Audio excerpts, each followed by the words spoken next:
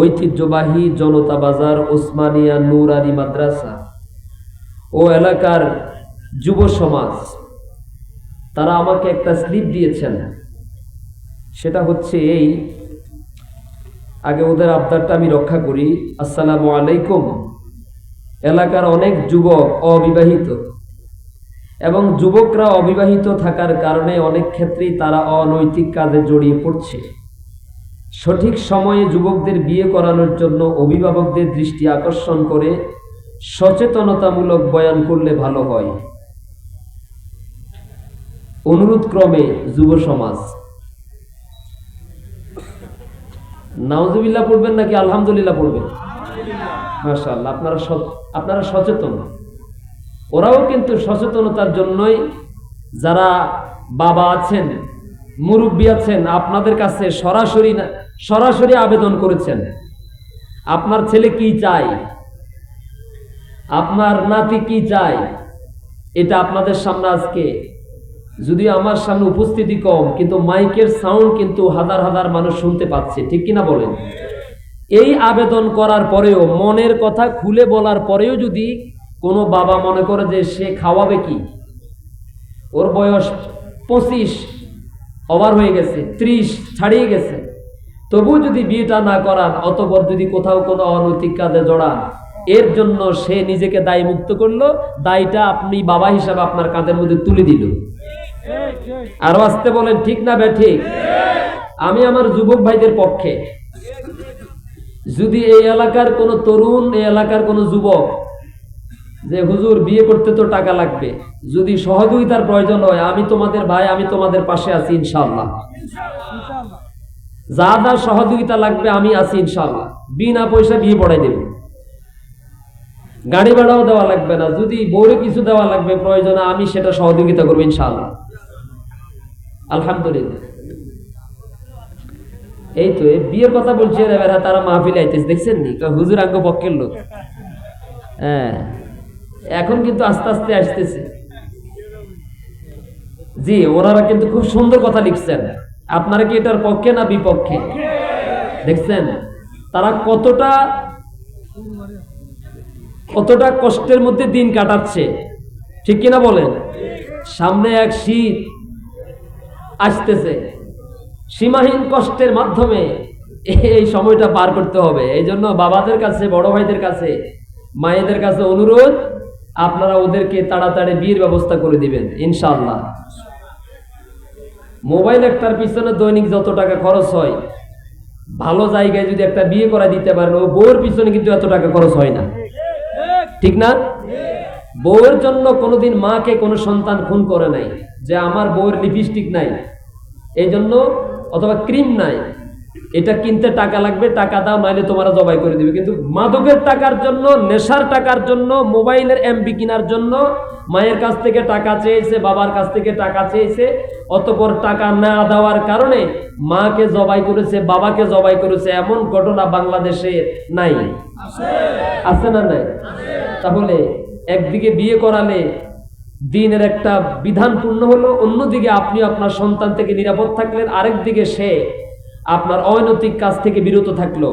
আমার সেই যুবক সমাজের যুবক ভাইদের আয়োজন এবং বাজারের ব্যবসায়ী, আমার প্রাণ প্রিয় ব্যবসায়ী ভাইদের যৌথ আয়োজনে আজকের এই বার্ষিক ওয়াজ মাহফিলে সভাপতি হিসাবে মাহফিলকে সৌন্দর্যমণ্ডিত করেছেন, আলোকিত করেছেন, সৌন্দর্যমণ্ডিত করেছেন AHM Abdul Hai, MMM ABEd, অবসরপ্রাপ্ত জেলা রেজিস্ট্রার, সভাপতি অত্র মাদ্রাসা। আজকের মাহফিলের সৌজন্যে আছেন হাজী মোহাম্মদ শফিউল্লাহ বাবুল সাহেব, আহ্বায়ক অত্র মাদ্রাসা ইন্তেজামিয়া কমিটি। আপনাদেরকে সালাম জানিয়েছেন মাদ্রাসার প্রধান শিক্ষক মোহতারাম হাবিবুল্লাহ সাহেব। আমার আগে আলোচনা পেশ করেছেন জনতা বাজার মসজিদের সম্মানিত খতিব, প্রখ্যাত আলেম দ্বীন হযরত মাওলানা কারি শাহাদাত হোসেন গাজী। আলোচনা পেশ করেছেন জামিয়া মুহাম্মদিয়া হাজিরহাট মাদ্রাসার সম্মানিত শ্রদ্ধেয়ভাজন মুহতামিম, প্রখ্যাত আলেম হাফেজ মাওলানা নুরুল ইসলাম সাহেব হাফিজাহুল্লাহ। এতক্ষণ পর্যন্ত আলোচনা পেশ করেছেন যিনি আমার এলাকার দুলাভাই, আবার হাজার হাজার ছাত্রের উস্তাদ, উস্তাজুল উলামা, দারুল উলুম আল ইসলামিয়া চরমটুয়া মাদ্রাসার সুযোগ্য শ্রদ্ধাভাজন মুহাদ্দিস হাফেজ মাওলানা আব্দুল বাসিত সাহেব হাফিজাহুল্লাহ সহ স্টেজে এসে উপস্থিত হয়েছেন এই জনপদের হাজারো জনতার হৃদয়ের স্পন্দন কলিজার টুকরা ওবায়দিয়া সুলতানিয়া মাদ্রাসার সম্মানিত অধ্যক্ষ হযরতুল আল্লাম হযরত মাওলানা হাফেজ মহিউদ্দিন সাহেব হাফিজাহুল্লাহ সহ অত্র এলাকার অত্র মাদ্রাসার সম্মানিত আসাতিজায়ে কেরাম, বিভিন্ন প্রতিষ্ঠান থেকে আগত আমাদের মাথার তাজ সম্মানিত শিক্ষক মণ্ডলী, মুরব্বিয়ানে আযম, মুসল্লিয়ানে কেরাম, পর্দার আড়াল থেকে শ্রবণরতা দ্বীনের সরল মনের সকল গুণে গুণান্বিতা পর্দানিশীন মা এবং বোনেরা, আমরা আল্লাহ তাআলা দরবারে শুকরিয়া আদায় করতে চাই যিনি আমাদেরকে এখনো পর্যন্ত এই ময়দানে বসে আল্লাহ এবং রাসূলের কথা শোনার তৌফিক দিয়েছেন। আপনারা খুশি না বেজার? খুশির আওয়াজ কিন্তু এরকম না। আমি জানি অনেক রাত হয়ে গেছে, আমারও একটা বিবেক আছে, আমি আপনাদেরকে বেশি বিরক্ত করব না। আমি যদি দেখি দুই একজন উঠা বসা করতেছেন, আমি সাথে সাথে মুনাজাত করে দেব ইনশাআল্লাহ। আপনারা সবাই কি খুশি না বেজার? আমাদেরকে এখানে আসার তৌফিক দিয়েছেন কে? আমরা কি আমাদের আল্লাহকে খুশি করতে রাজি আছি না? দেহের সবটুকুন শক্তিকে ঠোঁটের কাছে এনে জবান খুলে নবমণ্ডল ভূমণ্ডলের মালিক আল্লাহর জন্য কালিমাতু শুকর গুজার করছি আলহামদুলিল্লাহ, আলহামদুলিল্লাহ। আপনারা জানেন বর্তমানে গোটা বাংলাদেশে একটা ইস্যুকে কেন্দ্র করে পুরা বাংলাদেশ উত্তাল, ঠিক কিনা বলেন? আপনারা কি ঘুমে নাকি জাগ্রত আছেন? ঘুমে আছেন কে কে? হাত তোলেন। সবাই জাগ্রত? আমরা যদি জাগ্রত থাকি, কোন শকুন কি আমাদের মাথার উপরে চেপে বসতে পারবে না? আওয়াজ কিন্তু হয় নাই। পিছনের ভাইয়েরা, আপনারা আমার সাড়ে দূরে রয়েছেন কেন? জি সামনে আসেন, একটু বিবেকটা খাটান না, কেমনটা লাগে? যদি বলা হয় আগামীকালকে ধর্মপুর ইউনিয়ন পরিষদে আল্লাহ রাস্তায় চাইল দেওয়া হবে 10 কেজি করি, তখন বলবেন যে মন্নান হুজুর আপনি পরে যান, আমরা আগে চাইল লই হার হয়ে যাই, ঠিক কিনা বলেন? ও মানে দুনিয়ার যেখানে সামান্য লাভ আছে সেখানে হুজুর টুজুর চিনে, হুজুর আপনি পরে আমরা আগে, ঠিক কিনা? আর যেখানে গেলে আখেরাত পাওয়া যায়, আল্লাহকে পাওয়া যায়, সেখানে আমরা অনেক দূরে। তো আমরা যদি জাগ্রত থাকি, কেউ কি ছট করে দেশে ঢুকার কোনো সুযোগ আছে? নাই। আমরা যদি জাগ্রত থাকি, কোন শকুন কি আবার আমাদের মাথার উপর আসতে পারবে? কোরআন তো এসেছে আমাদেরকে জাগ্রত করার জন্য, ইসলাম এসেছে আমাদের বিবেককে জাগ্রত করার জন্য, ঠিক কিনা বলেন? আমাদের নিচু করে থাকা মাথাকে উঁচু করার জন্য, ঠিক নয় কি? সম্মানিত সুধী মণ্ডলী, আজ আমরা কথায় কথায় স্লোগান দেই যে ইসলামের শত্রুরা হুঁশিয়ার সাবধান, এই কথা বলি না? একটু চিন্তা করেন, ইসলামের শত্রুরা তো ইসলামের বিরুদ্ধে সবাই জাগ্রত, ঠিক কিনা বলেন? কিন্তু আমরা যারা আছি আমরা জাগ্রত না। ইসলামের শত্রুরা হুঁশিয়ার সাবধান, ওরা তো হুঁশিয়ার আছে, কিন্তু আমরা হুঁশিয়ার নাই, আমরা সাবধান নাই।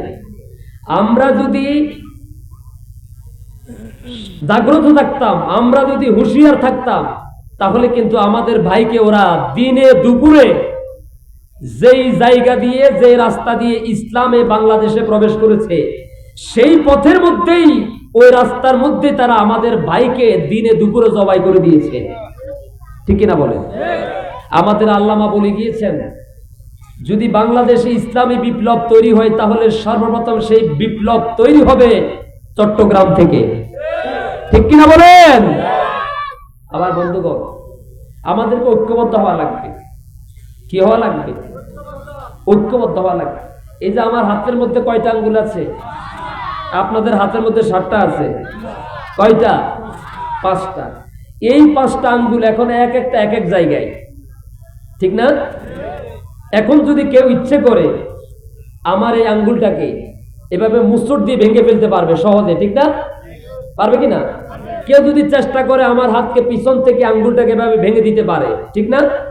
কিন্তু আমি যদি আমার হাতের সবগুলো আঙ্গুলকে মুষ্টিবদ্ধ করি, আগে যেমন করে আলাদা আলাদা থাকার কারণে সহজে ভেঙে ফেলতে পারতো, আমি যদি সবগুলো আঙ্গুলকে এইভাবে রাখি ভাঙতে পারবে সহজে? কথা বলে ভাঙতে পারবে? আমরা মুসলমান, দেহ কিন্তু একটা, ঠিক কিনা বলেন? দেহ একটা, কিন্তু আমাদের মত পার্থক্য, মতানৈক্য, আমাদের তরিকা, আমাদের দল এক একজনের এক এক দিকে থাকার কারণে আমরা আমাদের এক এক দিকে এক এক মুখী হওয়ার কারণে ইসলামের শত্রুরা সুযোগ পাইলেই আমাদেরকে একদিক থেকে ভেঙে ফেলার চেষ্টা করে, ঠিক কিনা বলেন? আমরা যদি সবাই ঐক্যবদ্ধ হই তাহলে ওরা কি আমাদের উপর আক্রমণ করতে পারবে? তাহলে বর্তমান পৃথিবীতে আমাদের যত মার খাওয়ার কারণ, আমাদের নির্যাতনের কারণ, আমাদের নিপীড়নের মূল কারণের জন্য আমরাই দায়ী। কথা বলেন, কারা দায়ী? আমরা দায়ী, ওরা দায়ী না। বরং ওদের এই আক্রমণ, ওদের এই হামলা, ওদের এই ষড়যন্ত্র আমাদের জন্য শিক্ষার বিষয়, আমরা যেন সবাই তাড়াতাড়ি ঐক্যবদ্ধ হতে পারি, ঠিক নয় কি? আল্লাহ যেন আমাদেরকে বুঝার তৌফিক দান করেন। দেখেন না, এক একটা গ্রুপের মধ্যে কত পরিষদ, আপনার শানে সাহাবা কাউন্সিল, আইম্মা পরিষদ কাউন্সিল, ইমাম কাউন্সিল, খতিব কাউন্সিল, মুয়াজ্জিন কাউন্সিল, ইত্তেহাদুল উম্মাহ, ওই উম্মাহ, সেই উম্মাহ, মুফাসসির পরিষদ, এই পরিষদ, সেই পরিষদ, এক একজন এক একটা পরিষদ এক একটা খুলে নিজে চেয়ারম্যান, ঠিক না বলেন? এখন এই যে যত পরিষদ আছে, কওমি বলেন, আলিয়া বলেন, ওহাবি বলেন, সুন্নি বলেন, সব যদি আমরা এক আল্লাহর পরিচয় দিয়ে একই মুসলমান হয়ে আমরা যদি সবাই একটা মিছিল নিয়ে নামতাম, তাহলে তাদের কলিজার মধ্যে কম্পন তৈরি হয়ে যেত। এখন আমি নামি এক জায়গা দিয়ে, আমারটা শেষ হইলে আরেকজন নামে, আবার হেরা উঠে গেলে আমরা নামি, আমরা উঠে গেলে আরেকজন নামে। তাহলে এই যে পৃথক পৃথক থাকার কারণে আমাদের মিছিলটা ছোট ছোট দেখা যায় না। কিন্তু আমরা যদি আলিয়া, কওমি, জামাত ইসলাম, চরমনায়, শর্ষিনা, খেলাফত, যত দল আছি, আমরা যদি সবাই ঐক্যবদ্ধ হয়ে যদি রাস্তায় নামি, তাহলে মিছিলটা কি ছোট হবে নাকি বড় হবে? আর এটা আন্তর্জাতিক মিডিয়াতে এটা ফলাও করে দেখানো হবে যে দেখেন বাংলাদেশের সমস্ত মুসলমান এটার বিরুদ্ধে সবাই ঐক্যবদ্ধ, ঠিক কিনা বলেন? এখন আমরা তো সবাই, আমি আমার দলের বাহাদুরি দেখাই, আমার দলে কয়জন হয়েছে, ওই পরিষদ একা একা বাইর হয়ে দেখি আমার সাথে কয়জন আছে, ঠিক নয় কি? তাহলে আমরাই তো ওদেরকে সুযোগটা করে দিলাম। আমার বন্ধুগণ, এইভাবে যদি কিয়ামত পর্যন্ত আমরা সবাই পৃথক পৃথক থাকি, আলাদা আলাদা থাকি, তাহলে যতই আমরা মাহফিল করি না কেন, আমরা যতই দোয়া করি না কেন, যতই চোখের পানি ফেলি না কেন, কোনো লাভ হবে না, কোনো কাজ হবে না, আল্লাহ দরবার আমাদের দোয়া কবুল হবে না। বিশ্বের সমগ্র মুসলিম শক্তিগুলো সবাই মুসলমানদেরকে নিধন করার জন্য ঐক্যবদ্ধ, কিন্তু আমরা মুসলমানরা তাদের ষড়যন্ত্রকে মোকাবেলা করার জন্য ঐক্যবদ্ধ হতে পারলাম না। ওরা সবাই কি ঐক্যবদ্ধ? কাদের বিরুদ্ধে? মুসলমানদের বিরুদ্ধে। কিন্তু আমরা মুসলমানরা কি ঐক্যবদ্ধ হতে পেরেছি ওদের বিরুদ্ধে? আমরা পারিনি। এই যে সাইফুল ইসলাম আলিফ অ্যাডভোকেট, ওই ভাইটাকে যখন জবাই করে দেওয়া হলো, নৃশংসভাবে যখন কোপানো হলো, তখন কি তারা জিজ্ঞাসা করছে তুমি কি আওয়ামী লীগ নাকি বিএনপি? কোপানোর সময় কথা বলছে নাকি? তুমি কি জামাত ইসলাম করো নাকি চরমনাই করো, এটা জিজ্ঞেস করছে নাকি? তুমি কি খেলাফত মজলিস করো নাকি হেফাজত ইসলাম করো, এটা জিজ্ঞেস করছে নাকি? তুমি কি ওহাবি নাকি সুন্নি, কোপানোর সময়, জবাই করার সময় কথা জিজ্ঞেস করছে নাকি? তার মানে বোঝা গেল অমুসলিমদের চোখে আওয়ামী লীগ না, বিএনপি না, জামাত ইসলাম, চরমনায়, শর্ষিনা, খেলাফত মজলিস, হেফাজত ইসলাম এটা কোনো পরিচয় না। আপনি যদি জীবনে উচ্চারণ করে থাকেন এই কথা আর ঘোষণা দিয়ে থাকেন লা ইলাহা ইল্লাল্লাহু মুহাম্মাদুর রাসূলুল্লাহ সাল্লাল্লাহু, আপনি যদি এই কালিমা পড়ে মুসলমান হয়ে থাকেন আর যেই দলই সমর্থন করেন না কেন, অমুসলিমদের চোখে আপনার আসল পরিচয় আপনি মুসলমান, আর মুসলমান যেহেতু হয়েছেন আর আপনাকে বাঁচিয়ে রাখার কোনো দরকার নাই। এটা হলো তাদের মিশন, ঠিক কিনা বলেন? এরপরে মুসলমান, আমার কাছে অবাক লাগে, আগে তারা এসেছে, কখনো তারা রিক্সা লীগ, কি লীগ, আরো আসতে কন, এদিক থেকে আওয়াজ কম আসতেছে, বুঝি না তো। একবার আসে তারা রিক্সা লীগ হয়ে, একবার আসে তারা কি, এটা তো পরে, একবার তারা হয়ে আসে আনসার লীগ হয়ে, আবার তারা হয়ে আসে রিক্সা লীগ হয়ে, ঠিক কিনা বলে? আবার কখনো গার্মেন্টস লীগ হয়ে আসে, আবার কখনো ভিক্ষুক লীগ হয়ে আসে, ঠিক কিনা বলেন? শেষ পর্যন্ত আসলো কিস্তি লীগ হয়ে। ভাবছিলাম এটার পর আর কোনো কিস্তি নাই, ওমা শেষ পর্যন্ত দেখি যে এবার আসছে ইসকন লীগ হয়ে। যেরকম ঠিক কিনা? ওরা ওদের দলের স্বার্থে তারা তাদের নিজেদের ধর্মকে বিকৃত করতে পারে, ওরা অন্তত মুসলমানের সন্তান হতে পারে না। এই জাতির কাছে তাদের চরিত্র উন্মোচন হয়ে গেছে। আমি অবাক হয়ে গেলাম। আমার রামগুতিতে এক অপদার্থ সাবেক মেম্বার গর্তের ভিতরে থেকে ফেসবুকে পোস্ট করতেছে, মুসলমান নামাজি কিন্তু আমি চিনি ভালো করে। ও লিখছে, কয় যে চট্টগ্রামে এক রাজাকার মারা গেছে, আলহামদুলিল্লাহ, আরো যেরকম নাউজুবিল্লাহ। আমি আমার রামগুতির জনপদের সমস্ত মুসলমানদের প্রতি উদারত আহ্বান করেছিলাম, ওরা যেখানে পাবে সেখানে জারু দিয়ে পিটাইয়া রামগুতি থেকে বিদায় করবা। চিন্তা করছেন, রাজাকার মারা গেছে, আলহামদুলিল্লাহ। আমরা কিন্তু বেজার নই। বিগত 16টা বছর পর্যন্ত এই জাতিকে রাজাকার ট্যাবলেট খাওয়াই ঘুম পাড়াই দিছে, ঠিক কিনা বলো? 16টা বছর পর্যন্ত এই রাজাকার ট্যাবলেট খাওয়াই জাতিকে ঘুমের মধ্যে ডুবাই রেখেছে, তারা জাগ্রত হতে দেয় নাই। আর জাতির যখন সে ট্যাবলেটের লাগ কেটে গেছে, ঘুম থেকে উঠে দেখে যা ট্যাবলেট খাওয়াইছি সব আমার গোল্লায় চলে গেছে, কাজে লাগে নাই। সারা রাত পড়াইছে গরুর রচনা, কিসের রচনা? পরীক্ষার হলে গিয়ে দেখে যে রচনার সাথে আর প্রশ্নের সাথে কোনো মিল। সারা রাত পড়াইছে গরুর রচনা, সকালবেলা পরীক্ষার হলে গিয়ে দেখে যে কুমির রচনাইছে, ঠিক কিনা বলে? 16টা বছর পর্যন্ত জাতিরে রাজাকারের রচনা শিখাইছে, কিন্তু 16 বছর পরে যখন পরীক্ষার হলে গেছে, দেখে না এগুলা জাতি পরীক্ষার হলে এই প্রশ্ন আসা নেই, ঠিক কিনা বলে? দেশের এখন সব থেকে শ্রদ্ধাভাজন, সব থেকে সম্মানিত শব্দ হচ্ছে রাজাকার আর মৌলবাদ। নিজের দলের সম্মান টিকাতে গিয়ে ধর্ম পরিবর্তন করতে পারে যারা, তারা মুসলমান হতে পারে না। আমার বন্ধুগণ, আজ গোটা পৃথিবীর জমিনে আমরা মুসলমানরা মার খাওয়ার কারণ হলো, আল্লাহ আমাদেরকে ঐক্যবদ্ধ থাকার জন্য বলেছেন। ঐক্যবদ্ধ থাকা ফরজ, বলে ঐক্যবদ্ধ থাকা কি ফরজ।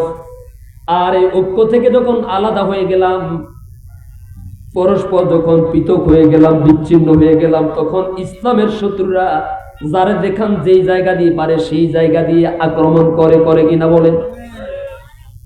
আল্লাহ রাব্বুল আলামিনের জন্য কুরআনুল কারীমের মধ্যে বলেন, ওয়া'তাসিমু বিহাবিলিল্লাহি জামিআন ওয়া লা তাফাররাকু।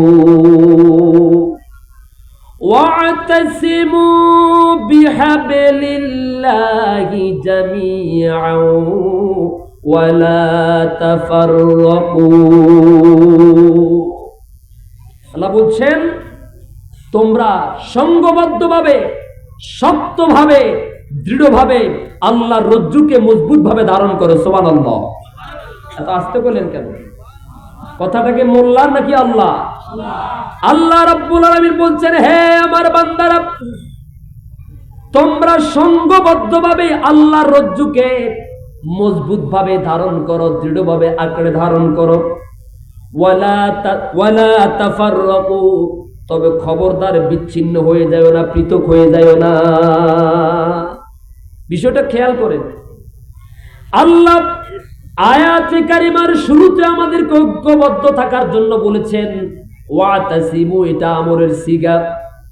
আল্লাহ রাব্বুল আলামিন বলছেন তোমরা ঐক্যবদ্ধ থাকো, আর বলেছেন তোমরা মতপার্থক্য সৃষ্টি করিও না, পরস্পর আলাদা হয়ে যেও না, পৃথক হয়ে যেও না। যদি তোমরা পৃথক হয়ে যাও তাহলে তোমাদের অবস্থাটা কেমন? ওই যে যখন মহিষের পাল যখন সবাই ঐক্যবদ্ধ থাকে তখন বাঘ সাহস করে না এখান থেকে একজনকে ছিনিয়ে নিতে, ঠিক কিনা বলেন? কিন্তু একটা মহিষ যখন নিজে বেশি খাওয়ার ধান্দায় এই তার পাল থেকে দল থেকে আলাদা হয়ে জঙ্গলের দিকে চলে যায়, আর ওই মুহূর্তে জঙ্গলি বাঘ যেই কোনো মুহূর্তে আকস্মিকভাবে সেই মহিষের উপর আক্রমণ করতে পারে কিনা বলেন? আমাদের তো অবস্থা তাই। আল্লাহ যেটা বলেছেন আমাদের সাথে তার কোনো সম্পর্ক। আল্লাহ কি আমাদেরকে আলাদা হতে বলেছেন নাকি ঐক্যবদ্ধ হতে বলেছেন? না, আওয়াজ তো কিন্তু মুসলমানের মতো হয় নাই। আমাদের আওয়াজ কিন্তু এত ছোট না।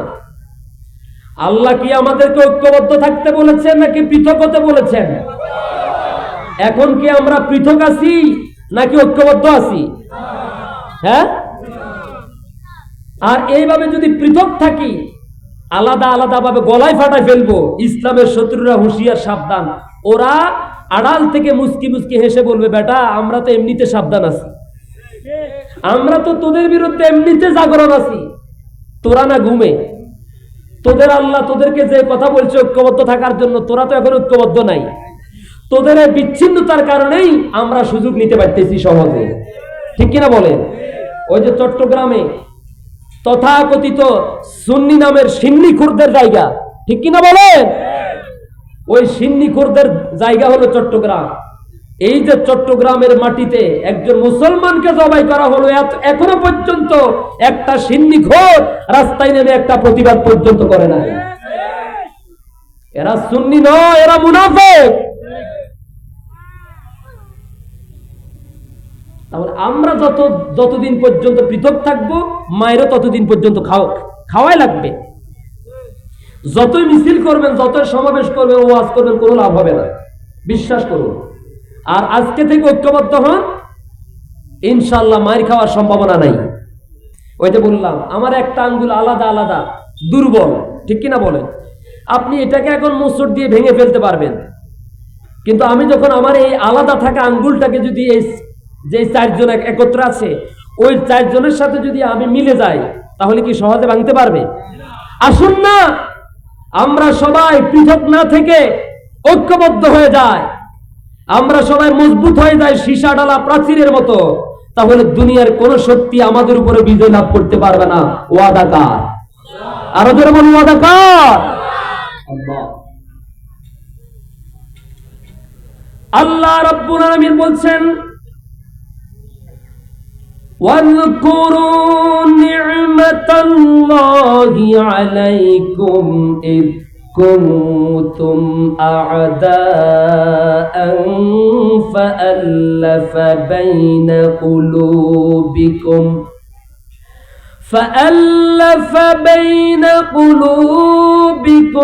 فأصبحتم بنعمته ইখওয়ানা।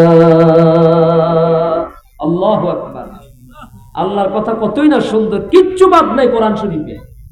মানুষের শান্তির জন্য, মানুষের নিরাপত্তার জন্য, একটি সুন্দর সমাজ বিনির্মাণের জন্য সব কথা কোরআনে আছে না নাই? ইসলাম কি মারামারি করার জন্য এসেছে নাকি মারামারি বন্ধ করার জন্য এসেছে? শান্তির জন্য এসেছে নাকি অশান্তির জন্য এসেছে? আর ইসলাম থেকে আমরা বহু দূরে, কোরআন সুন্নাহ থেকে আমরা বহু দূরে। এই জন্য অশান্তিও আমাদেরকে ছাড়ছে না, শান্তিও আমাদের কাছে আসে না, ঠিক নয় কি? আমার বন্ধুগণ, আল্লাহ রাব্বুল আলামিন বলছেন কেন তোমরা আমার রজ্জুকে, আমার রশিকে ঐক্যবদ্ধভাবে ধারণ করবে। আল্লাহর রশি বলতে বিহাবলিম মিনাল্লাহি বলতে আল্লাহর রজ্জু বলতে, আল্লাহর রশি বলতে কোন কোন মুফাসসির বলেছেন আল্লাহর রশি মানে হচ্ছে কোরআন। সুবহানাল্লাহ বলেন। আল্লাহর রশি মানে কি? কোরআন। আবার কোন কোন মুফাসসির বলেছেন আল্লাহর রশি মানে হচ্ছে দ্বীন ইসলাম। সুবহানাল্লাহ।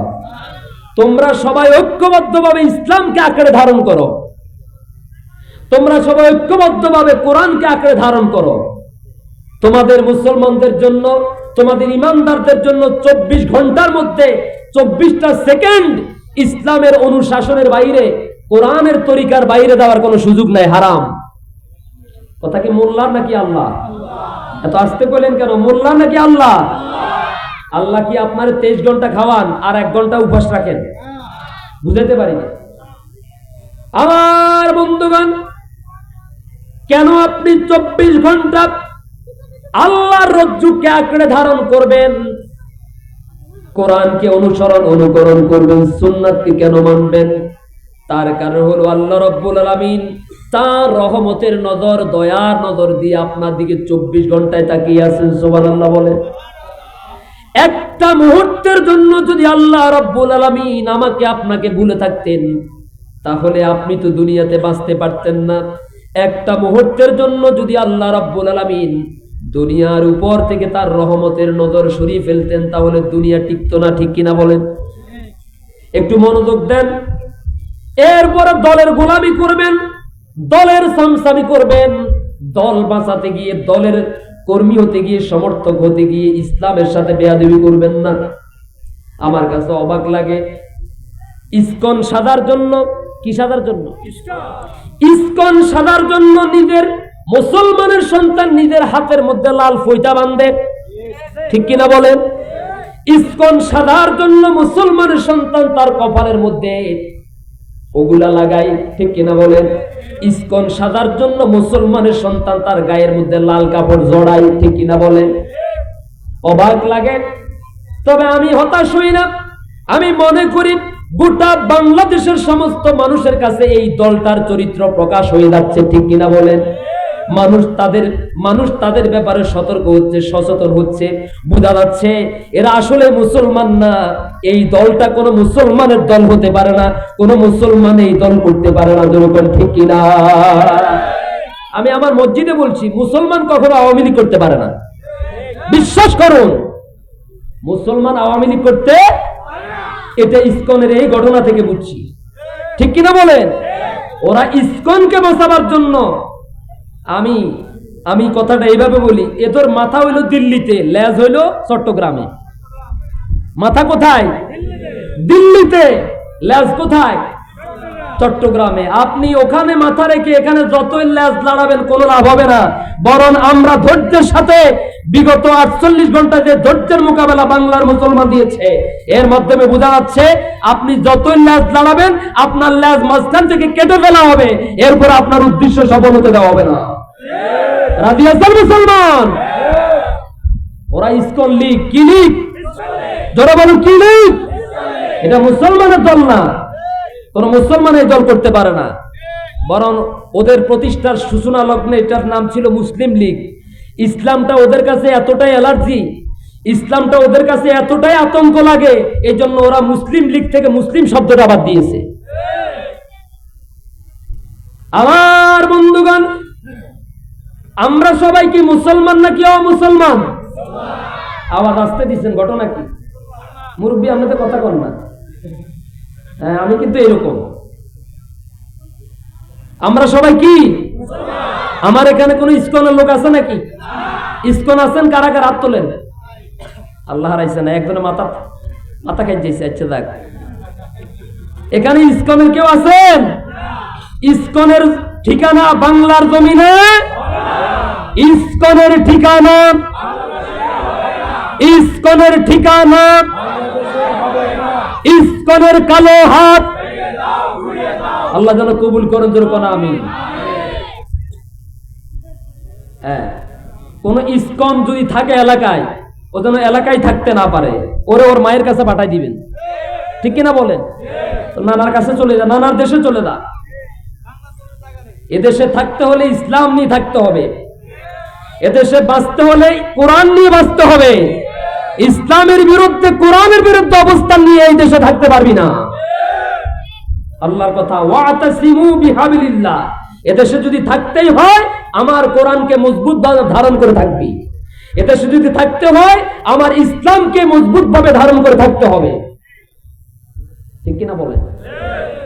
ওরা যদি এই ইসকনের দল যদি গৌর গোবিন্দের ভূমিকা পালন করে, আমরা বাংলাদেশের কোটি কোটি মুসলমান শাহজালালের ভূমিকা পালন করতে বাধ্য হব।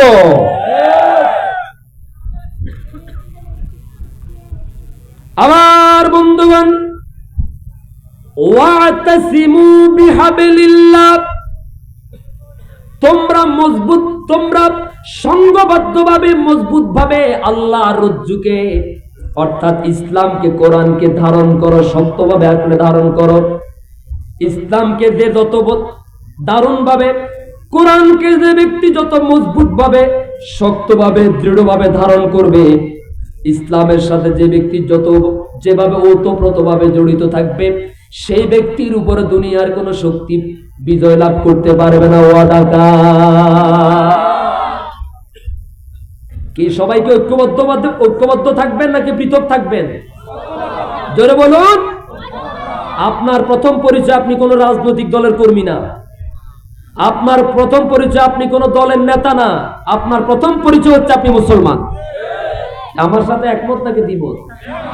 আমি আব্দুল মান্নান মারা গেলে কবরে রাখার পর আমাকে বলা হবে, ফেরেশতারা 3টা প্রশ্ন করবে। প্রথম প্রশ্ন করবে, তুমি কি চরমনাইর কোন জেলা শাখার আমির ছিলা? হ্যাঁ, তুমি বিএনপির কোন ডিস্ট্রিক্টের কোন জেলার দায়িত্বশীল ছিলা?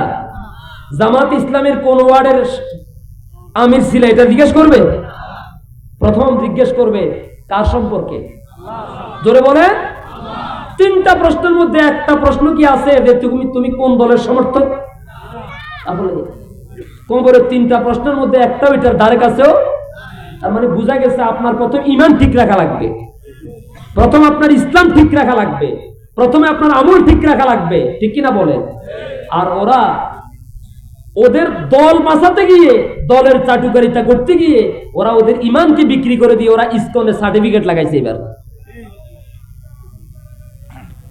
আমার বন্ধুগণ, যেটা বলতে চাইছিলাম, 24টা ঘন্টার মধ্যে একটা মুহূর্ত আল্লাহর দিন থেকে, ইসলামের আইনের বাইরে, আল্লাহ রাসূলের আনুগত্যের বাইরে যাওয়ার কোনো সুযোগ নাই।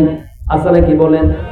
তার কারণ হলো আল্লাহ রাব্বুল আলামিন যদি আমার আপনার উপর থেকে, এই দুনিয়াবাসীর উপর থেকে একটা ঘন্টার জন্য তার রহমতের নজরটা সরাইয়া ফেলতেন, বাঁচতে পারতাম নাকি? আমি আপনাদেরকে ছোট্ট একটা ঘটনা শোনাই। হযরতে মূসা আলাইহিস সালাম আল্লাহ রাব্বুল আলামিনকে প্রশ্ন করলেন, রব্বুল আলামিন তামাম নবমণ্ডল ভূমণ্ডল পরিচালনা করতে গেলে, পরিচালনা করার জন্য, পরিচালনা করতে গিয়ে তোমার কি কোনো ক্লান্তি আসে না? তোমার কি নিদ্রা আসে না? তোমার কি ঘুম আসে না?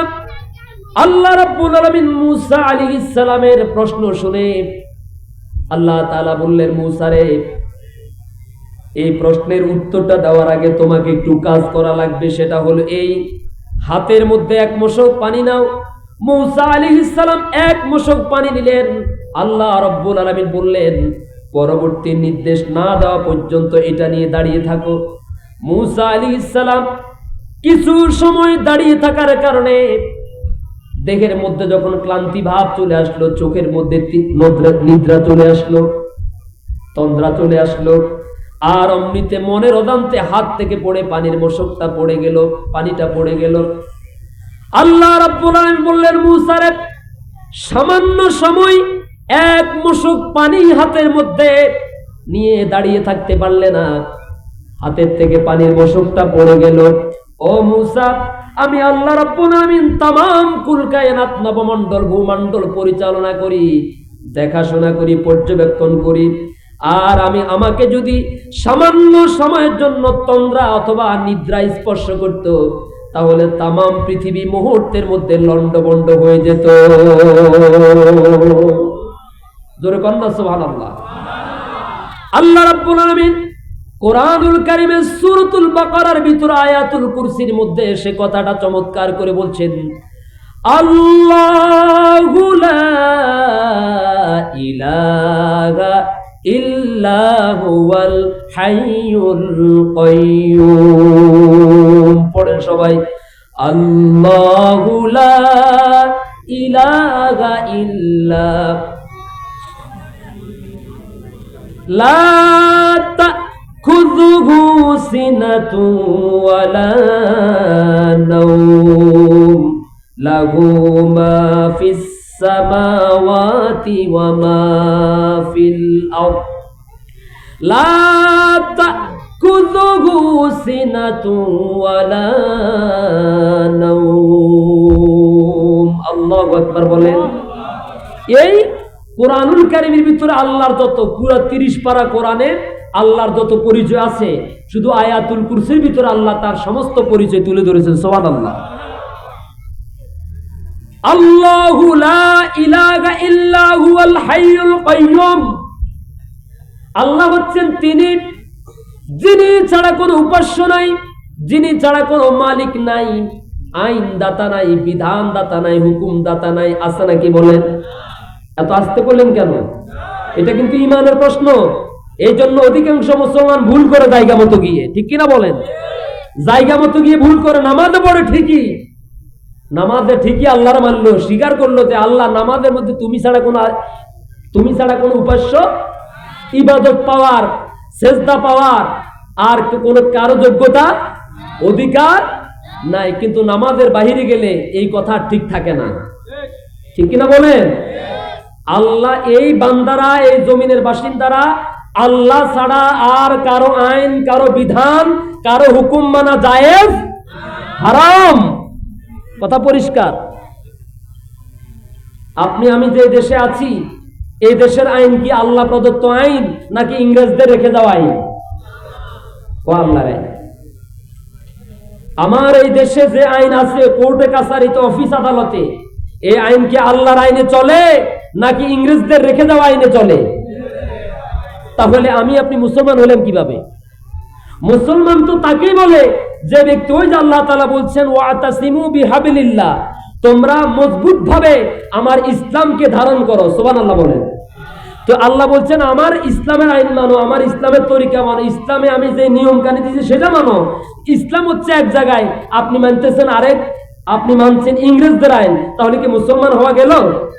বিষয়টা কিন্তু সূক্ষ্ম। আমার বন্ধুগণ, মুসলমান তো তাকেই বলে, মুসলিম তো ওই ব্যক্তিকে বলে যে ব্যক্তি ইসলামের অনুশাসন মানে, ঠিক কিনা বলেন? মুমিন তো তাকে বলে যে ব্যক্তি মুমিন হওয়ার জন্য যে গুণাবলী দরকার সেগুলো মানে, তারে তো ঈমানদার বলা হয়, ঠিক কিনা বলেন? আপনি যদি ইসলামের আইন না মানেন, আল্লাহর কোরআনের বিধিবিধান না মানেন, তাহলে মুসলমান হলেন কেমনে? চেয়ারম্যানের সার্টিফিকেটের মধ্যে আপনার নাম আব্দুল মান্নান থাকতে পারে, আব্দুর রহমান থাকতে পারে, আবুল কালাম থাকতে পারে, রহমান থাকতে পারে, রহিম থাকতে পারে, কিন্তু আপনি কোরআনের আইন থেকে দূরে থাকার কারণে, রাসূল করিম সাল্লাল্লাহু আলাইহি সাল্লামের আদর্শ থেকে দূরে থাকার কারণে, যতই আপনি নিজের নামটা রহমান রহিম লাগান না কেন, আল্লাহর খাতায়, আল্লাহর দপ্তরে আপনার নাম ঈমানদার মুসলমানের খাতায় নাই।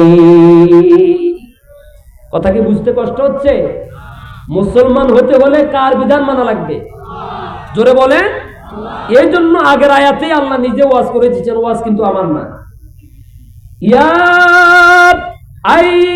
আইয়ুহাল্লাযীনা আমানু তাকুল্লাহা হাক্কা তুকাতিহি ওয়া লা তামুতুন্না ইল্লা ওয়া আনতুম মুসলিমুন। জোরে বলুন আল্লাহু আকবার। ও হে বিশ্বাসীরা, হে ঈমানদাররা, তোমরা আল্লাহকে ভয় করো, যথাযথভাবে ভয় করো। সুবহানাল্লাহ বলেন। আল্লাহকে ভয় করার মতো করো। আর মনে রেখো, ওয়ালা তামুতুন্না ইল্লা ওয়া আনতুম মুসলিমুন। জেনে রাখো, তবে অবশ্যই তোমরা মুসলমান না হওয়া ছাড়া, পরিপূর্ণ মুসলমান না হওয়া ছাড়া মৃত্যুবরণ করবে না। আমাদেরকে মরা লাগবে না? আগামীকাল সকাল 10টা পর্যন্ত বাঁচার গ্যারান্টি কার কার আছে? একজনেরও?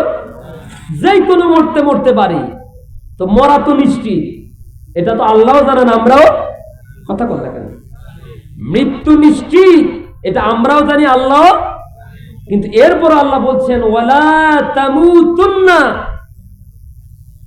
অবশ্যই মৃত্যুবরণ করবে না, ইল্লা ওয়া আনতুম মুসলিমুন, যতক্ষণ পর্যন্ত পরিপূর্ণ মুসলমান না হও।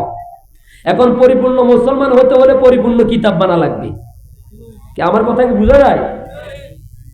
পরিপূর্ণ মুসলমান হতে হলে পরিপূর্ণভাবে ইসলামে ঢুকতে হবে। ইয়া আইয়ুহাল্লাযীনা আমানু দুখুলু ফিস সিলমি কাফা, ইয়া আইয়ুহাল্লাযীনা আমানু দুখুলু ফিস সিলমি কাফা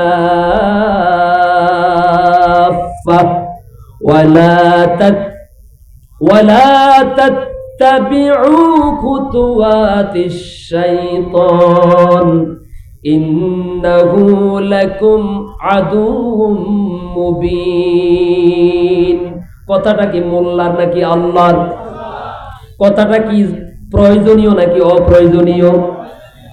আমার বন্ধুগণ, আল্লাহ রাব্বুল আলামিন বলছেন, হে আমার বিশ্বাসী বান্দা এবং বান্দিরা, তোমরা ইসলামের ভিতরে পরিপূর্ণভাবে প্রবেশ করো। যেরকম সুবহানাল্লাহ। তাহলে পরিপূর্ণ মুসলমান হতে হলে পরিপূর্ণভাবে ইসলামে ঢুকতে, পরিপূর্ণ ঈমানদার হতে হলে বিসমিল্লাহর বা থেকে সূরা নাসের সিন পর্যন্ত যত বিধান আছে সবগুলো মানা। এখন মুসলমানের সামনে যদি সুদের বিরুদ্ধে ওয়াজ করি, এক শ্রেণীর মুসলমানের কাছে ভালো লাগে না, ঠিক কিনা বলেন? যদি ভালো না লাগে বুঝতে হবে এই লোক এখন ইসলামে ভালোভাবে ঢুকতে। ঘুষের বিরুদ্ধে কথা বললে, ঘুষের বিরুদ্ধে ওয়াজ করলে যদি কোনো মুসলমানের কলিজা আঘাত লাগে, হুজুরের চাকরি খাইয়া ফেলে, বুঝতে হবে এই লোকটা এখনো পর্যন্ত ইসলামে পরিপূর্ণভাবে ঢুকতে পারে নাই। বেপরদার বিরুদ্ধে কথা বললে যদি কোনো নারী পুরুষের গায়ে লাগে, কোনো মুসলমানের গায়ে লাগে, তাহলে বুঝতে হবে এটা এখনো পরিপূর্ণ মুসলমান হতে পারে নাই, কারণ ইসলামের ভিতরে এখনো ঢুকতে পারে নাই, ঠিক কিনা বলে?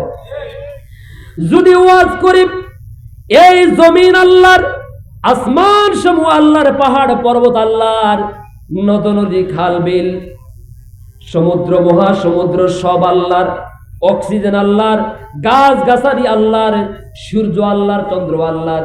সুতরাং আল্লাহর জমিনে আল্লাহর আইন ছাড়া আর কারো আইন মানা যাবে না। আল্লাহর এই জমিনে আল্লাহর নাজিল করা সংবিধান বাস্তবায়ন করা লাগবে। তখন জুমার দিন মুসল্লিদের মধ্যে অধিকাংশ মুসলমানের চেহারা কালো হয়ে যায়। যেরকম ঠিক কিনা? কাশি মারে, কি মারে?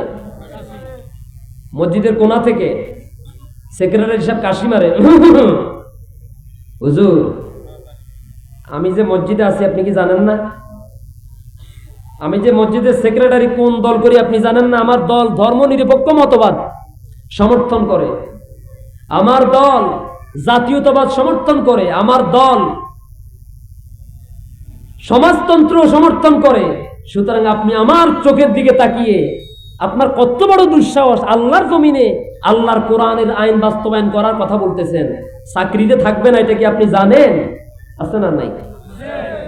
তার মানে বোঝা গেল আল্লাহর এই জমিনে আল্লাহর কোরআনের রাজ কায়েম করার কথা বললে যদি কোনো মুসলমানের মন খারাপ হয়ে যায়, বুঝতে হবে এই মুসলমান এখন ইসলামে পরিপূর্ণভাবে প্রবেশ করে নাই।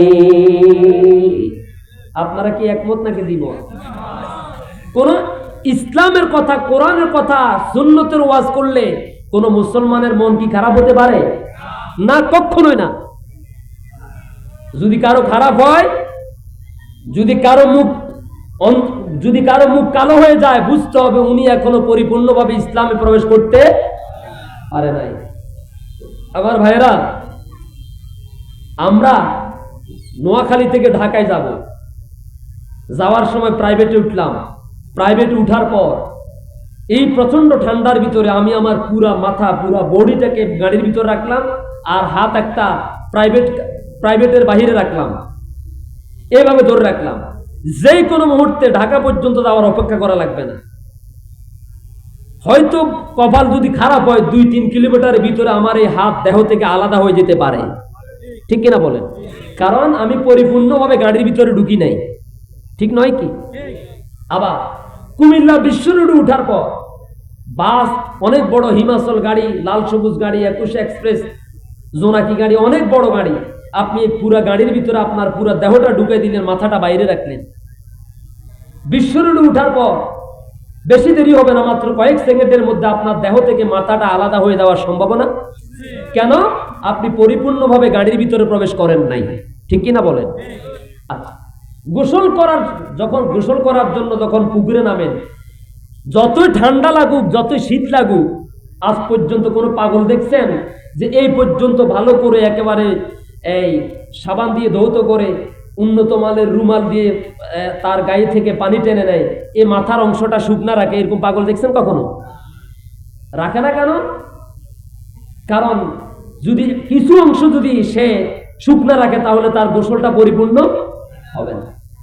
আপনি যখন প্রস্রাব পায়খানা করতে যাবেন, যতই গুরুত্বপূর্ণ ফোন আসুক, আপনার জন্য কেউ দাঁড়িয়ে থাকুক, প্রস্রাব করতেছেন, অর্ধেক বাকি আছে, ভিতরে অর্ধেক বাকি আছে, অর্ধেক সারছেন, আপনি কি অর্ধেক প্রস্রাব রেখে দৌড় মারবেন নাকি পরিপূর্ণ ক্লিয়ার করবেন? কেন করবেন? যদি ভিতরে কিছু প্রস্রাব থেকে যায়, বাকি রেখে দেন, তাহলে আপনার শরীরের ক্ষতি হওয়ার সম্ভাবনা আছে না নাই? আপনি রাতের বেলা ঘুমাবেন, মশারি ভালো করে টাঙালেন, একেবারে লাখ টাকার বিছানার মধ্যে ঘুমালেন, শুইলেন, আপনি রাতের বেলা আপনার পায়ের একটা অংশ মশারির বাইরে দিলেন আর বাকিটা ভিতরে রাখলেন, এরকম করছেন কখনো? কেন করলেন না? যে কোনো মুহূর্তে সাপে কামড়াতে পারে, মশা কামড়াতে পারে। আমার বন্ধুগণ, গাড়িতে উঠলে আপনি আপনার পুরা দেহটাকে গাড়ির ভিতরে রাখেন, বাহিরে রাখেন না। অ্যাক্সিডেন্ট হওয়ার ভয়ে গোসল করতে গেলে পুরোটাই গোসল করেন, ধৌত করেন, তার কারণ হলো গোসল হবে না।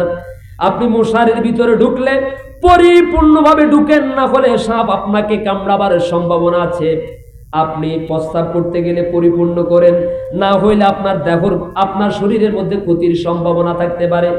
ঠিক তেমনি ভাবে দুনিয়ার কোন নামদারি মুসলমান যদি ইসলামে পরিপূর্ণভাবে না প্রবেশ করে, ইসলামের কিছু মানে আর কিছু ছাড়ে, কোরআনের কিছু আইন মানে কিছু আইন যদি না মানে, দুনিয়ার বুকে যে ব্যক্তি এত বড় গাড়ির ভিতরে ঢোকার পর একটা হাত বাইরে রাখার কারণে যে কোনো মুহূর্তে অ্যাক্সিডেন্টের সম্ভাবনা আছে, ধ্বংস হওয়ার সম্ভাবনা আছে, দুনিয়ার বুকে যদি কোন মুসলমান পরিপূর্ণভাবে আল্লাহর আইন না মানে, বিধান না মানে, আর আল্লাহর সামনে যায় কিয়ামতের দিন, সেইভাবে তার ধ্বংস হওয়ার সম্ভাবনা আছে না নাই?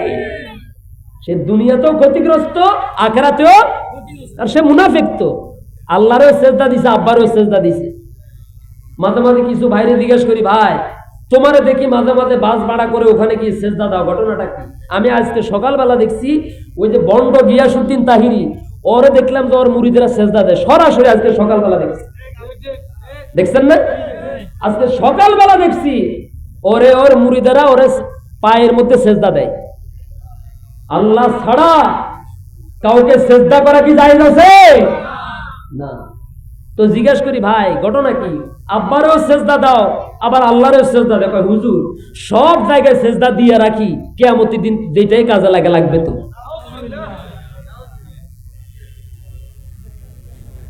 আমার এই সেজদা পাওয়ার একমাত্র হকদার কে? আরো জোরে বলুন। তিনি আমার মালিক, আমাদের সবার মালিক। আমাদের সবার মালিক কে? মালিকের কাজ কি? গোলামকে বিধান দেওয়া, গোলামকে হুকুম দেওয়া, ঠিক কিনা বলেন? আর গোলামের দায়িত্ব হলো মালিকের হুকুম পালন করার জন্য 24 ঘন্টা প্রস্তুত থাকবে। দুই একজনের কাছে ঠিক, বাকিওয়ালারা ব্যাঠিক। আমাদের সাথে আল্লাহর সাথে সম্পর্ক হলো গোলাম আর মালিকের। আমরা গোলাম, মালিককে।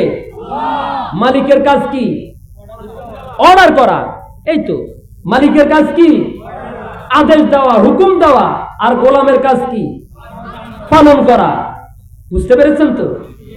আমার বন্ধুগণ, আমরা গোলাম, আর আমাদের মালিক হচ্ছেন নবমণ্ডল ভূমণ্ডলের মালিক আল্লাহ। সুতরাং আমরা যে গোলাম, এই গোলামের পরিচয় দেওয়ার জন্য এই কপাল আর নাক যুক্ত কলম দিয়ে দৈনিক 5 বার এই জমিন নামক কাগজের মধ্যে সিগনেচার করে দেই, সেজদার মাধ্যমে স্বাক্ষর করে দেই, সিগনেচার করে আল্লাহকে আমরা বুঝাই দিই, আল্লাহ আমরা শুধুমাত্র কেবলমাত্র তোমার গোলাম, আর তুমি আমাদের একমাত্র মালিক। ঠিক কিনা বলে? অতএব মুসলমান কখনো দ্বিমুখী নীতি অবলম্বন করতে পারে না। মসজিদে আল্লাহর আইন মানে আল্লাহর সেজদা দেয়, বাহিরে গেলে আল্লাহর জমিনে আল্লাহর আইন কায়েম করতে চায় না, আছে না নাই? এমন কি প্রয়োজনে সামনের চোখ কখনো কখনো পিঠেও তারা তুলে নেয়, এরকম লোক আছে না নাই? চিনে না মানে দলের স্বার্থে। এখন আপনাকে আর আমাদের অনেক ভাই আলহামদুলিল্লাহ 5ই আগস্ট পর্যন্ত মসজিদে যখন খুতবা দিতাম, ওয়াজ করতাম, হাত উঁচু করে বলতো, হুজুর আপনার পিছনে আসি সালাম। ঠিক কিনা বলেন? আর 5ই আগস্টের পরে হঠাৎ করে ওরা পল্টি নিয়ে নিছে। ঠিক কিনা বলেন? এতদিন তখন বলছি আল্লাহর আইন চাই, সৎ লোকের শাসন চাই, হেরাও হাত উঠাইছে। ঠিক কিনা বলেন? আর 5ই আগস্টের পর থেকে এখন ওরাও আর এখন হুজুরের হাত উঠানো তো দূর কথা, মাহফিলও আসে না। আমার মুসল্লি, আল্লাহ হেদায়েত দান করে জোরে কোন আমিন। আবার বন্ধুগণ, তাহলে মরতেই যদি মরা তো আমাদেরকে লাগবে, মৃত্যুর সাথে আমাদেরকে মোলাকাত করতেই হবে। অতএব আল্লাহ তাআলা বলছেন, মৃত্যু যেহেতু তোমাকে করতেই হবে, মরণ তো তোমার ভাগ্যে আছে, অতএব মুসলমান না হইয়া, পরিপূর্ণ মুসলমান না হইয়া মৃত্যুবরণ করো না। তার মানে আয়াতের তাফসীর হচ্ছে, ব্যাখ্যা হচ্ছে, মৃত্যুর আগ পর্যন্ত ইসলামের বাহিরে যাওয়ার কোনো সুযোগ নেই। মৃত্যুর আগ পর্যন্ত ইসলামের বাহিরে, কোরআন সুন্নাহর বাহিরে যাওয়ার মুসলমানের জন্য কোনো সুযোগ নাই। মনে থাকবে তো কথাটা ইনশাআল্লাহ? মৃত্যু পর্যন্ত ইসলামের সাথে থাকবো। ইসলাম আছে যেখানে আমরা আছি, আওয়াজ কিন্তু হয় নাই। ইসলাম আছে যেখানে, আলেম ওলামা যেখানে, কোরআন সুন্নাহ যেখানে, কোরআন সুন্নাহ নাই যেখানে, ইসলাম নাই যেখানে, তাকবীর নাই যেখানে, আল্লাহ আমাদের আওয়াজকে কবুল করুন। আমার বন্ধুগণ, অতএব واذكروا نعمة الله عليكم إذ كنتم أعداء فألف بين قلوبكم। আল্লাহ বলছেন, واذكروا نعمة الله, তোমরা আল্লাহর নিয়ামতগুলোকে স্মরণ করো। এখানে আল্লাহর নিয়ামত বলতে আমাদের জন্য ইসলামকে বোঝানো হয়েছে। এই দুনিয়াতে আল্লাহর পক্ষ থেকে আমাদের জন্য যত নিয়ামত আল্লাহ দিয়েছেন, তার মধ্যে শ্রেষ্ঠ নিয়ামতের নাম হলো ইসলাম। এই ইসলাম যদি পৃথিবীতে আল্লাহ তাআলা না দিতেন, তাহলে আমরা হয় কেউ খ্রিস্টান, কেউ ইহুদি, কেউ মুশরিক, কেউ কাফের থেকে যেতাম। ঠিক কিনা বলেন? ইসলামের মতো নিয়ামত দেওয়ার কারণে আজ আমরা ধন্য হয়েছি, আলহামদুলিল্লাহ বলেন। আল্লাহ তাআলা বলেন, আল ইয়াউমা আকমালতু লাকুম দীনাকুম ওয়া আতমামতু আলাইকুম নি'মাতি ওয়া রাদিতু লাকুমুল ইসলাম দীনা। আছে না নাই? আল্লাহর নবীজি সাল্লাল্লাহু আলাইহি সাল্লামের জীবনের সর্বশেষ নাজিল হওয়া আয়াত, সুবহানাল্লাহ বলেন। বিদায় হজের ভাষণে নবীজির উপরে এই আয়াতটা নাজিল হলো। রাসূল সাহাবায়ে কেরামদের সামনে যখন আয়াতটা তেলাওয়াত করলেন, সাহাবায়ে কেরামদের মধ্য থেকে কেউ কেউ কেঁদে ফেললেন। হযরত আবু বকর রাদিয়াল্লাহু তাআলা আনহু বুঝতে পারলেন এই আয়াতের মর্ম। হযরত আবু বকর রাদিয়াল্লাহু তাআলা আনহু কান্না শুরু করলেন। তিনি বুঝতে পারলেন, আল্লাহ রাব্বুল আলামিন যদি দ্বীনকে পরিপূর্ণ করে দেন, দ্বীনকে পরিপূর্ণ করার জন্যই তো আল্লাহ তাআলা তার রাসূলকে পাঠিয়েছেন। আর দ্বীন যদি পরিপূর্ণ হয়ে যায়, তার মানে তার হাবিব মুহাম্মদ সাল্লাল্লাহু আলাইহি সাল্লাম তার কাছে চলে যাবেন। সুবহানাল্লাহ। ইসলাম হচ্ছে নিয়ামত। ইসলাম কি? আজ আমি তোমাদের জন্য আমার নিয়ামতকে পরিপূর্ণ করে দিলাম, জোরে কন্যা সুবহানাল্লাহ। তাহলে আল্লাহর পক্ষ থেকে সর্বশ্রেষ্ঠ নিয়ামতের নাম কি? ইসলাম। মৃত্যু পর্যন্ত সেই ইসলামের সাথে থাকতে রাজি আছেন তো সবাই? আল্লাহ আমাদেরকে কবুল করুন। ওয়াজকুরু নি'মাতাল্লাহ, ওয়াজকুরু নি'মাতাল্লাহি আলাইকুম। আমার আলোচনা শেষ। হে আমার বান্দারা, তোমরা আমার নিয়ামতগুলোর কথা স্মরণ করো। আরেক আয়াতে আল্লাহ বলছেন, আমি তোমাদেরকে এত নিয়ামত দিয়েছি, তোমাদের হায়াত পুরিয়ে যাবে, হায়াত শেষ হয়ে যাবে, কিন্তু আমার নিয়ামতের সংখ্যা গণনা করে শেষ করা সম্ভব নয়। সুবহানাল্লাহ বলবেন না? সমস্ত নিয়ামতের শ্রেষ্ঠ নিয়ামতের নাম ইসলাম, সর্বশ্রেষ্ঠ নিয়ামতের নাম কোরআন, সর্বশ্রেষ্ঠ নিয়ামতের নাম হচ্ছে মুহাম্মদ রাসূলুল্লাহ। তার ত্যাগ, তার কোরবানি, সাহাবায়ে কেরামের ত্যাগ, সাহাবায়ে কেরামের কোরবানি যদি না থাকতো আমরা মুসলমান হতে পারতাম না। ঠিক কিনা বলেন? এই 313 জন মুজাহিদ বদরের ময়দানে যদি শাহাদাতের তামান্না নিয়ে না যেতেন আমরা কি মুসলমান হতে পারতাম? পারতাম না।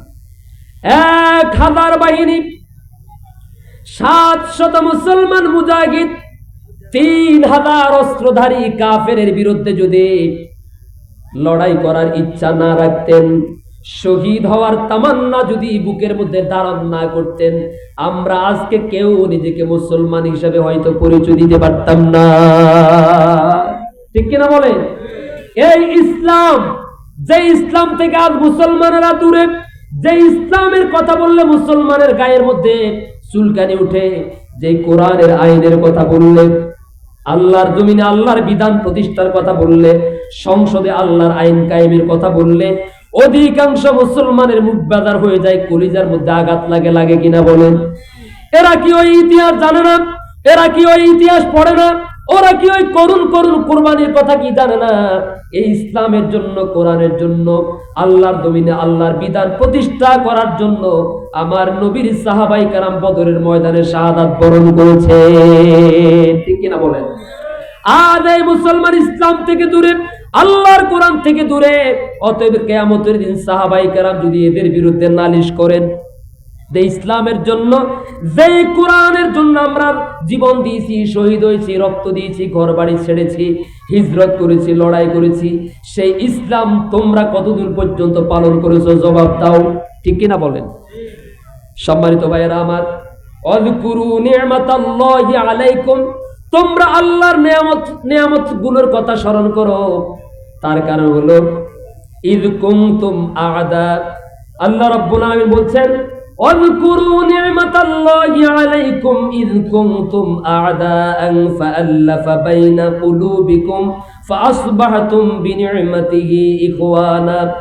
তোমরা তো পরস্পরের ছিলে দুশমন, তোমরা তো পরস্পরের শত্রু ছিলে। বদরের ময়দানে মামার বিরুদ্ধে ভাগিনা অস্ত্র ধারণ করেছে, বদরের ময়দানে বাবার বিরুদ্ধে সন্তান, সন্তানের বিরুদ্ধে বাবা অস্ত্র ধারণ করেছে। ঠিক কিনা বলেন? কি আমার দিকে মনোযোগ আছে আপনাদের? কষ্ট হচ্ছে আপনাদের? বাবার বিরুদ্ধে সন্তান তলোয়ারি ধারণ করেছে, সন্তানের বিরুদ্ধে বাবা তলোয়ারি ধারণ করেছেন, মামার বিরুদ্ধে ভাগিনা তলোয়ারি ধারণ করেছেন, চাচার বিরুদ্ধে ভাগিনা, ভাগিনার বিরুদ্ধে চাচা অস্ত্র ধারণ করেছেন। আল্লাহু আকবার বলেন। মাত্র কয়েক বছরের ব্যবধানে সেই মানুষগুলোর যখন ইসলামের আলোতে তাদের হৃদয়টা আলোকিত হলো, কোরআনের আলোতে তাদের হৃদয়টা যখন আলোকিত হলো, নবীজির সুন্দর আচরণে যখন তারা মুগ্ধ হয়ে বাপদাদার ধর্ম ছেড়ে কালিমা পড়ে ইসলামে প্রবেশ করলেন, তখন তারা আর শত্রু রইল না, তখন তারা পরস্পরের জন্য ভাই ভাই হয়ে গেছে। সুবহানাল্লাহ কন্যা। যারা ছিল দুশমন, বিশেষ করে আয়াতটা নাযিল হয়েছে আউস এবং খাজরাজ গোত্রের, দুইটা গোত্র ছিল মদিনায়, যারা এই আয়াত নাযিল হওয়ার 4 বছর আগে আউস এবং খাজরাজ গোত্রের লোকেরা ইসলাম গ্রহণ করেছে। তারা গোত্রে গোত্রে, বংশে বংশে উত্তরাধিকারী সূত্রে মারামারি লেগে থাকতো। আল্লাহু আকবার বলেন। মারামারি, বাবা মারা গেলে ছেলেকে দায়িত্ব দিত, বলতো আমি তো মারা যাচ্ছি, আমার পরে ওই গোত্রের সাথে যুদ্ধ যেটা আছে ওইটা তোমরা অব্যাহত রাখবে। ছোট্ট ছোট্ট বিষয়কে কেন্দ্র করে, উটের পানি খাওয়াকে কেন্দ্র করে তারা শতাব্দীর পর শতাব্দী যুদ্ধ বিগ্রহ লেগেই থাকতো। কথা কি বোঝা যায়? আল্লাহ তাআলা বলছেন তোমরা এই কথাটা স্মরণ করো, তোমরা তো ছিলে দুশমন। কি ছিলে? দুশমন। যারা শতাব্দীর পর শতাব্দী মারামারি লেগে থাকতো, আমার এই ইসলামের মতো নেয়ামত তোমাদেরকে আলোকিত করার কারণে আজ তোমরা একজনের জন্য আরেকজন জীবন দিতে প্রস্তুত। সুবহানাল্লাহ বলেন না? অকুনতুম আলা শাফা হুফরাতিন মিনান নারি ফাআনকাযাকুম মিনহা, তোমরা তো ছিলে জাহান্নামের আগুনের কিনারায়। তোমরা তো সমাজের মধ্যে অশান্তি, কাটাকাটি, মারামারির কারণে যে অশান্তির আগুন দাউ দাউ করে জ্বলতো, ওই আগুনের কিনারায় তোমরা তো দাঁড়িয়েছিলে। আমি আল্লাহ রাব্বুল আলামিন ইসলামের মাধ্যমে, কোরআনের মাধ্যমে, নবীজি সাল্লাল্লাহু আলাইহি সাল্লামের দাওয়াতের মাধ্যমে সেই জাহান্নামের আগুনের কিনারা থেকে তোমাদেরকে আমি আল্লাহ উদ্ধার করেছি। সেই কোরআন আজও আছে না নাই? কোরআন আজ কাঁদে তোমাদের জন্য, কোরআন আজ কাঁদে তোমাদের জন্য। ঠিক কিনা বলেন? কোরআন আদৌ আছে, ইসলাম আদৌ আছে, রাসূল সাল্লাল্লাহু আলাইহি সাল্লামের অনুপম সেই সুন্নতও আছে, হাদিসও আছে, কিন্তু এগুলো এক জায়গায়, আমরা আরেক জায়গায়। ঠিক কিনা বলেন? তবে শান্তি আসবে কেমন করে? যদি একটা এক এক জায়গায় থাকে তবে শান্তি আসবে যদি আমরা সবাই ঐক্যবদ্ধভাবে ইসলামকে, কোরআনকে, রাসূল করিম সাল্লাল্লাহু আলাইহি সাল্লামের অনুপম সুন্নতকে আমরা বুকে ধারণ করি আর প্রতিজ্ঞাবদ্ধ হই, আমার জীবনের সর্বশেষ নিঃশ্বাস থাকা পর্যন্ত আমি ইসলাম থেকে একটা মুহূর্তের জন্য দূরে সরে যাব না। রাজি আছেন তো ইনশাআল্লাহ? রাজি আছেন তো ইনশাআল্লাহ? আমরা কেন পৃথক থাকব? আমাদের পরিচয় তো এগুলা না, আমাদের দলীয়, এটা দলীয় পরিচয় না, আমাদের আন্তর্জাতিক দলীয় পরিচয় হলো আমরা মুসলমান। ঠিক কিনা বলেন? আমাদের সংগঠনের নাম ইসলাম। সংগঠনের নাম কি? আমাদের সংগঠন পরিচালিত হয় আল্লাহর কোরআন দিয়ে, নবীদের হাদিস দিয়ে। ঠিক কিনা বলেন? আমাদের টার্গেট হচ্ছে আল্লাহর জান্নাত, আমাদের প্রভু হচ্ছেন আল্লাহ রাব্বুল আলামিন। ঠিক কিনা বলেন? সুতরাং এই যে আমি যখন, এই যে দেখেন এই কাবা ঘরের চতুর্দিকে সবাই তাওয়াফ করে না, আমি বারবার লক্ষ্য করেছি এবং এখান থেকে আমি প্র্যাকটিক্যালি যে শিক্ষাটা অর্জন করেছি সেটা হলো এই, আমি চিন্তা করলাম সারা পৃথিবীর সমস্ত মুসলমান কাবা ঘরে আসে না? আসে। যখন কাবা ঘরের প্রদক্ষিণ করে, ইভেন আমি যাদের সাথে, যে কাফেলার সাথে উমরা করেছি, আমার সাথে আওয়ামী লীগ, বিএনপি, জামাত ইসলাম, চরমনায়, আমরা বিভিন্ন দলের মানুষ সেখানে ছিলাম। আর ওয়াজটাও কিন্তু তখন সেখানে করতে সহজ হয়েছে।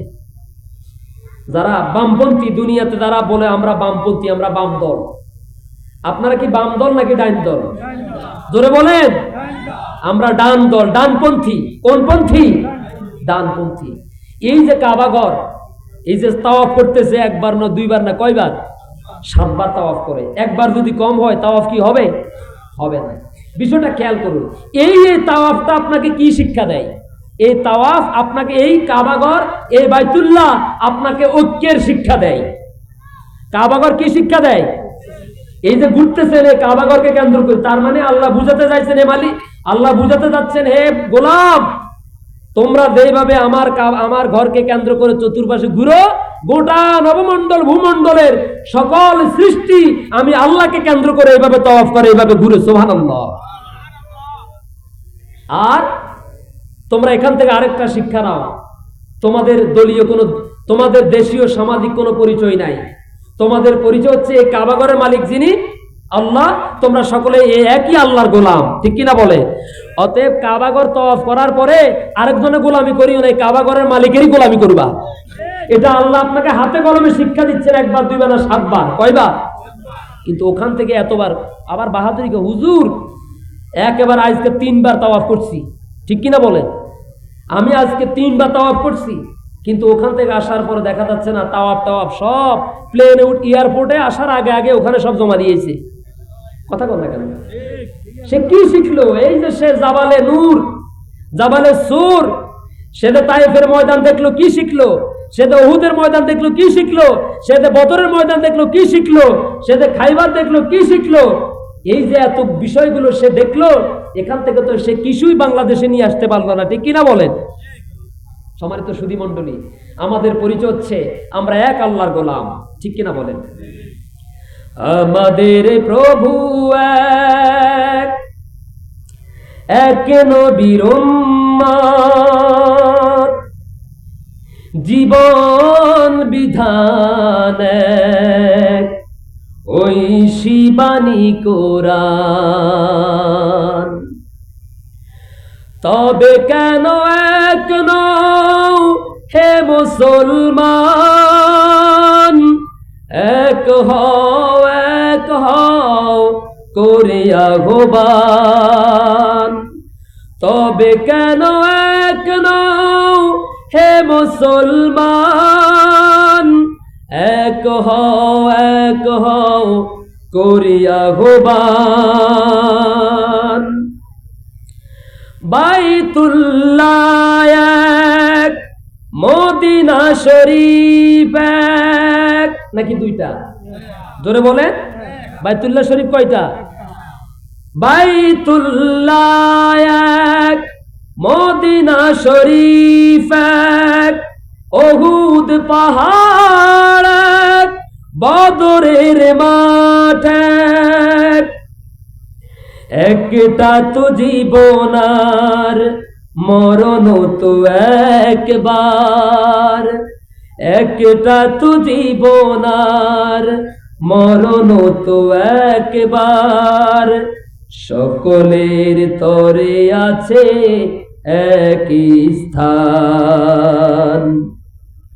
তবে কেন এক নও হে মুসলমান, এক হও করি আহ্বান। হাসরের মাঠ এক, মিজানের মাপ এক। হাসরের মাঠ কয়টা? জোরে বলেন।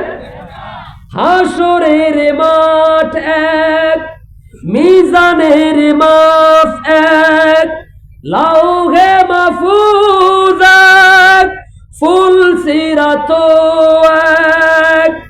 একটা তো চাঁদার, একটাই সূর্য, একটা তো চাঁদার, একটাই সূর্য। ধরাতে নিয়ম মেনে আলো করে দান। সকলে হুকুম মানে কার? বিধান মানে কার? তবে কেন এক নও হে মুসলমান, এক হও করে আহ্বান। তবে কেন এক নও হে মুসলমান,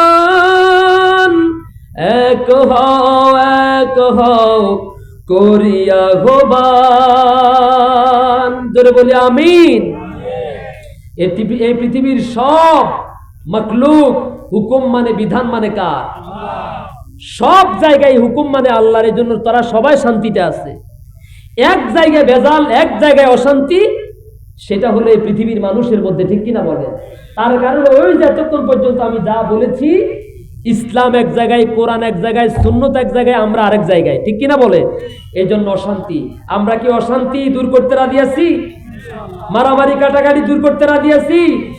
দল মত নির্বিশেষ, মত পার্থক্য, তরিকা সব কথা ভুলে গিয়ে ইসলামের শত্রুদের বিরুদ্ধে আমরা সবাইকে ঐক্যবদ্ধ হতে রাজি আছি মুসলমান। আল্লাহ তাআলা আমাদের সবাইকে কবুল করুন। আরো জোরে বলি আমিন। আমি যেহেতু শেষ আডা, যেটা বলা হয় আর কি, আপনাদের সামনে উঠছি, এত রাত পর্যন্ত ওয়াজ শোনারও সে মানসিকতাও থাকে না, বলার মানসিকতাও থাকে না। এরপরেও ছোট্ট একটা বিষয়ের আলোকে আপনাদের সামনে কিছু কথা বলার চেষ্টা করেছি, একতাবদ্ধ থাকার ব্যাপারে। কি থাকার ব্যাপারে? আপনার ঘরের মধ্যে আপনারা 5 ভাই, এই 5 ভাই যদি মিলেমিশে থাকেন, সবাই যদি সবার দুঃখ কষ্টে এগিয়ে আসেন, পার্শ্ববর্তী কোনো ব্যক্তি কি আপনাদের মধ্যে ফাটল ধরাবার, আপনাদের ক্ষতি করার চেষ্টা করতে পারবে? চেষ্টা করতে পারবে, কিন্তু আপনাদের মধ্যে ভাঙন তৈরি করতে পারবে না, ঠিক কিনা বলেন? দেখেন, এই যে ধানের খড় আছে না, খড়, আপনি যদি একটা একটা আলাদা করে টান মারে ছিঁড়ে যাবে, ঠিক কিনা বলেন? কিন্তু ওই যে আবার ধানের ওই যে হোঁজা কয় না, ধানের হোঁজা বান্ধি ধানের সেই খড় দিয়ে নাকি, আপনি যদি এই 10-12টা ধানের এই যে চারা, ধানের যে গাছ, এই গাছ দিয়ে যদি আপনি মোড়ায়া যদি রশি বানান, এই রশি কি টেনে ছিঁড়তে পারবেন? ছিঁড়তে পারবেন না। তার মানে কি বোঝা গেছে? আমরা যদি দুর্বল হই, আমরা যদি অসুস্থ হই, আমরা যদি গরিব হই, কিন্তু সবাই যদি সমাজে মিলেমিশে থাকি, একতাবদ্ধ থাকি, দল পরে ভাই, দল হচ্ছে এটা আবেগ, দুনিয়ার লাভের জন্য, দুনিয়ার স্বার্থ, ঠিক কিনা বলেন? এজন্য এগুলা সব ভুলে গিয়ে আসুন না আমরা মানবতার কল্যাণের জন্য, দেশের কল্যাণে, ইসলামের কল্যাণে আমরা সবাই ঐক্যবদ্ধ হয়ে যায়, একতাবদ্ধ হয়ে যায়। ওরা আমাদেরকে মারার জন্য ঐক্যবদ্ধ হয়েছে, ঠিক না? ওরা ঐক্যবদ্ধ হয়েছে। আমি দেশের সকল ইসলামী দলগুলোর প্রতি উদাত্ত আহ্বান রাখবো, আল্লাহর ওয়াস্তে, এখনো কি সময় হয় নাই?